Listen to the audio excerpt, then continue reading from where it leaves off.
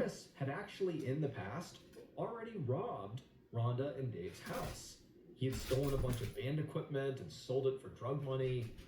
And so when Bob Sisko saw on the news that, Rhonda was dead and her house appeared to have been robbed, he couldn't shake this feeling that Chris might have been involved. It just seemed too similar to be a coincidence. Brooks wrote all this down and thanked Bob for the information, but he wasn't sure how seriously to take this tip, since they already had a confession from their primary suspect. But he spoke to Forshee, and the chief decided to go ahead and re-interview Rhonda's 2-year-old daughter, just to cover their bases.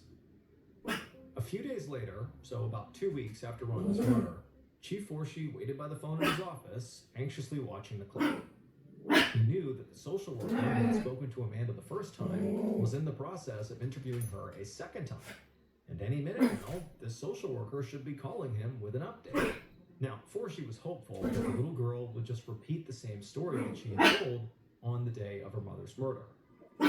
But when his phone finally rang and Forshee picked it up, he learned that that is not what happened. The social worker said that this time, when she asked Amanda who she saw on the night of the murder, she did not say anything about Uncle Nick. Instead, she said Bob did it. When Forshee heard this, he immediately got a pretty anxious feeling. He'd been afraid from the beginning that, a toddler was not a reliable eyewitness, and she could just be throwing out whatever names popped into her head. But he also thought it was a very strange coincidence that of all the people she could have named other than Uncle Nick, she said Bob, the same guy who had just called the station trying to, cast blame onto some other guy the police had never even heard of. Something just felt off. But as Forshee thought about it, he decided, it didn't really change anything. Nick had already confessed, like he said he did this. So they didn't really need Amanda as a witness to make the charges against Nick stick. 5 days later, a grand jury officially indicted Nick on murder charges.